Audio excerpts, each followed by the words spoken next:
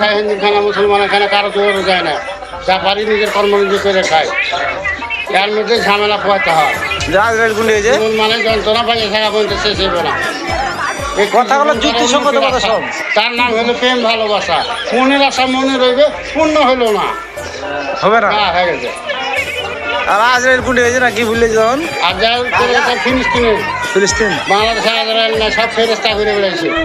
বাংলাদেশে হ্যাঁ, ফিলিস্তিনে গেল, ওটি হা কাটে লাগে, হাতের লেগে বাড়ি হাতের মাথার। প্রিয় দর্শক, বৃষ্টি ভেজা দিনে সকালবেলায় স্টলে বসে মানে পাঁচ মিশালি আলাপ। তো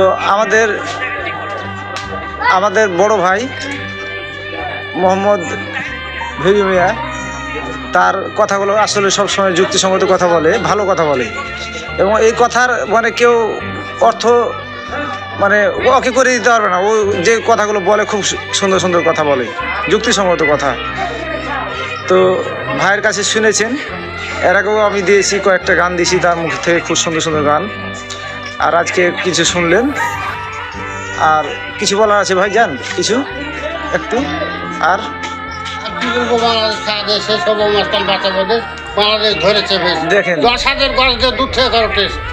আগে ছিল গণতন্ত্র, এখন গেছে রাজতন্ত্র।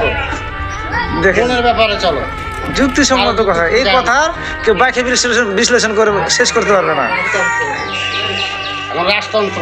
আর মনে করেন যে আধ্যাত্মিক কথাবার্তা সব সময় এই কথা কোনো স্কুল কলেজে পড়েনি, স্কুল কলেজ থেকে পড়ে আসে এই কথা শিখে এসে বলছে তা না। তো ছেলে ছেলে ভাগ করবি, ওই আর থাকলো না। গায়েবী কথাবার্তা, মানে আধ্যাত্মিক, ও কোথা থেকে এই কথাগুলো পায় আল্লাহ জানে না। অথচ কোনো স্কুল কলেজে পড়েনি, সুন্দর সুন্দর কথা বলে।